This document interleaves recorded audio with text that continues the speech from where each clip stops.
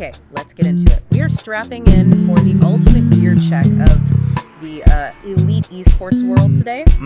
Specifically, we're diving into the hyper-competitive needs of titles like Counter-Strike 2 and Valorant. Yeah, and we've got the data. We've extracted hard facts from major tournaments like PCT Masters Toronto, from detailed reviews, the works. And the mission is to tell you exactly what the pros are using. And, more importantly, why. We are cutting through a mountain of marketing hype. Right. To figure out what truly gives a competitive advantage. And what really surprised us, and what I think you'll find most useful, is how often the best gear isn't the most expensive. And that's the perfect hook, isn't it? Because I think most people just assume a pro setup is the most costly piece of equipment you can buy for every single slot. Exactly. But when we look at the very foundation of every shot, the mouse pad, there is a massive, and I mean a genuinely shocking surprise waiting. It completely flies in the face of logic. You have these players with, a $150 high-tech mouse, and yet so many of them are still using a basic budget mouse pad. Like what? What are we talking about? Things like the Razer Giantess V2, Yeah. or the Steel Series QK Heavy. I mean, we're talking about mouse pads that cost less than $25. And that's not a budget choice, it's a performance choice. It is, and we have to unpack that contradiction. We absolutely do. So let's start where the tech is moving fastest. The mouse. The whole design philosophy has been completely overhauled. Completely. The trend has shifted away from those older, heavier ergonomic designs. Like the Zowie EC2W. That's the classic example. And it's moved to an absolute race to zero weight. So what's the benchmark now? If you're competing at an elite level, the consensus is you need a mouse under 60 grams with lightning-fast optical switches and a totally flawless sensor connection. We're seeing these crazy high polling rates too, pushing past 1K hertz up to 8K hertz. Yeah, and we should probably unpack what that 8 kilohertz actually means in terms of a real advantage. Please do, because the number sounds impressive, but is it tangible? It is, but it's fractional.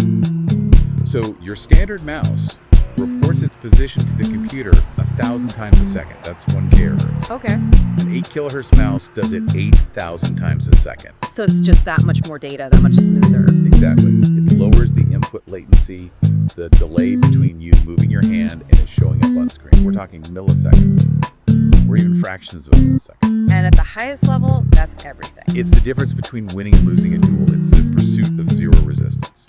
Got it. So looking at the VCT Masters Toronto data, the landscape's shifting. Logitech is still number one, but their market share has dropped a lot. A huge drop, from around 50% down to just under 38%. Wow. But what's fascinating is the loyalty within that group. Yeah. Every single player using a Logitech mouse at that event was on some version of the GPRO X Superlight. Ah, the Superlight legacy.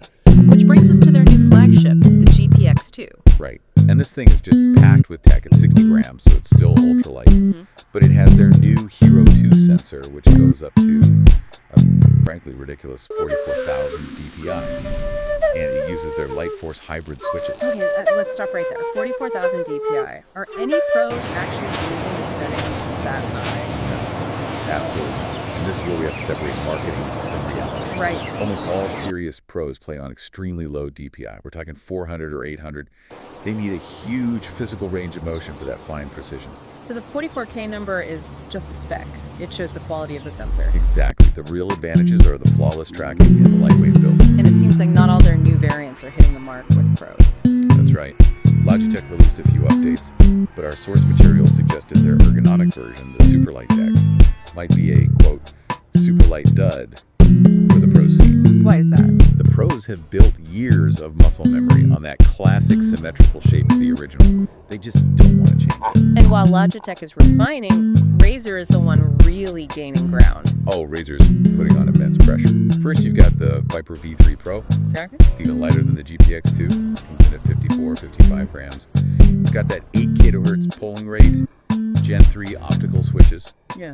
And reviewers really praise the coating and the click feel on it. And then there's the other one, the Death Adder V4 Pro. Some are calling this the fastest mouse out there. It's an acceleration machine, 56 grams, uses the Focus Pro 45K optical sensor. But the headline is the new wireless tech. The Hyperspeed Gen 2? Yes, which some reports say offers 37% lower latency than the old one. We're talking an average input delay of just 0.29 milliseconds. It's insane. And that speed race has opened the door for smaller players too, right? ECT Masters wasn't just Logitech and Razer. Definitely not. We saw the WL Mouse Beast X, the Lamzu Maya Final Mouse, a bunch of niche contenders. Like the Lamzu Maya, what's its niche? Incredibly light, 45 grams. And it's a huge favorite for players who use a fingertip grip. So you have these hyper-specialized options now. You do. And even mainstream brands are pushing it. The Corsair Saber V2 Pro Ultralight is down to, 36 grams? But with all this tech, we found a really strong word of caution in the user commentary. A necessary one. The feeling is that some of the popularity of Logitech and Razer is just hype legacy. Everyone uses it, so it must be good. Right. But there are documented long-term issues. Disconnection problems on some older G Pros, right-click failures on Super Lights after a lot of use. You have to look past the launch day specs. That's great advice. So let's use that idea of reliability and pivot to the complete inversion of all this logic. The mouse pad.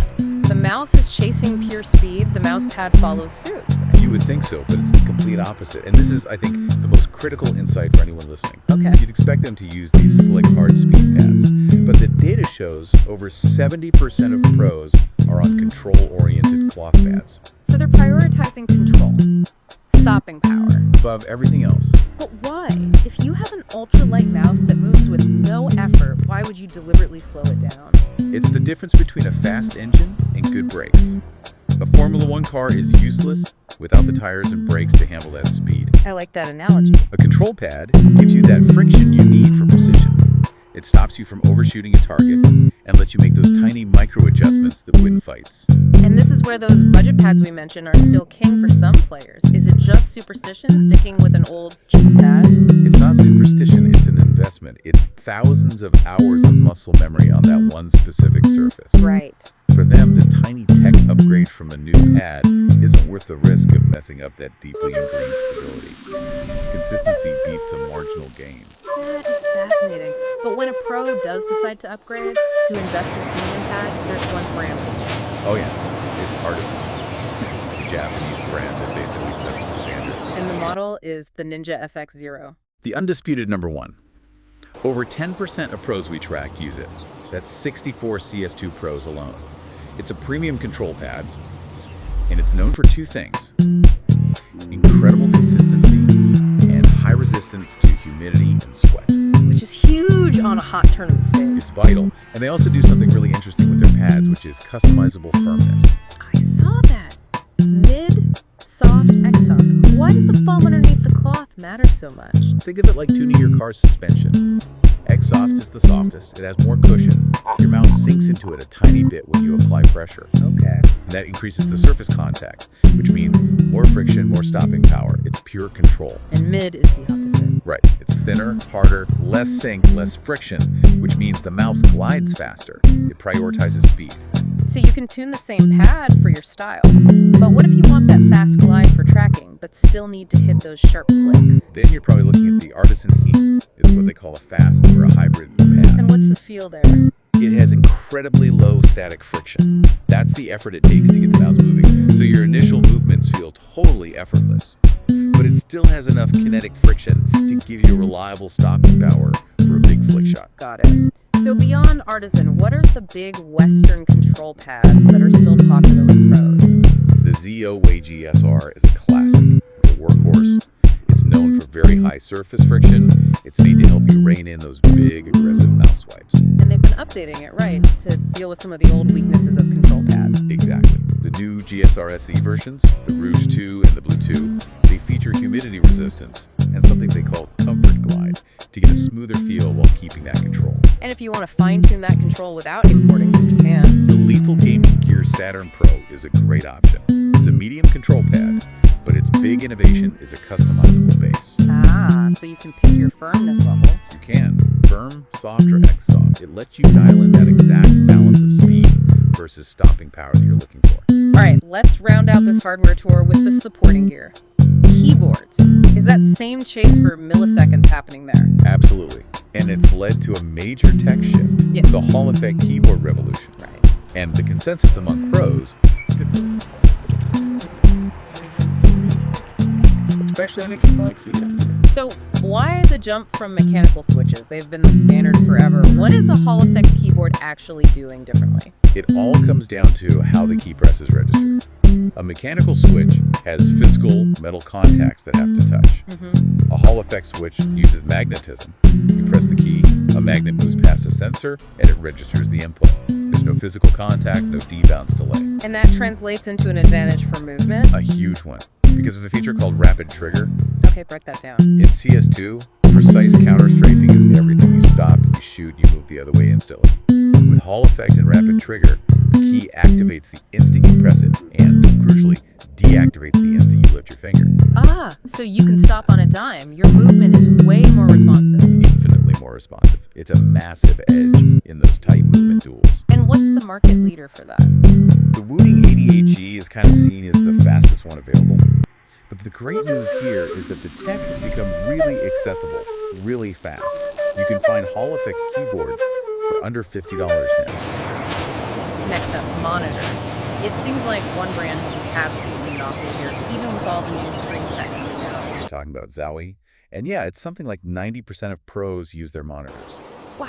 Because they prioritize pure raw speed over everything else. They still use TN panels, which are still the fastest available for overall response time. But wait, why a TN panel when you have these new 480 Hz OLED screens that look incredible? That seems like another one of those weird trade-offs. It is, but it just reinforces the thing here. The goal is specialized, consistent performance. The OLED panels are, prettier.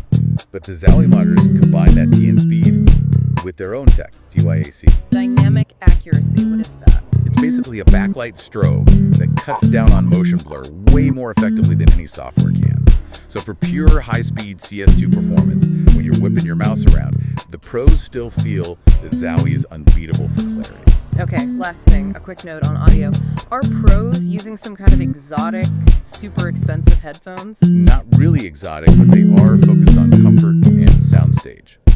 A lot of pros will opt for open back headphones, like the Sennheiser HD560S.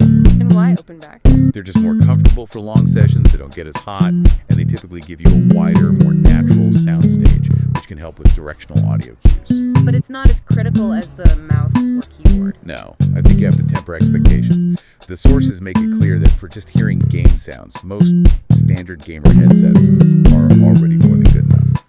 That brings us to the end of a really fascinating deep dive. We've uncovered this massive contradiction, this all-out pursuit of bleeding-edge speed in the mouse and keyboard, and it's balanced by this fierce conservatism, this desire for controlled consistency in the mouse pad and the monitor. And that is the key takeaway for you. True competitive advantage is not found by just chasing the highest number on the box. Not the max DPI, not the highest resolution. It's about the whole system. It's about creating a holistic system that is optimized for zero wasted movement and absolute consistency.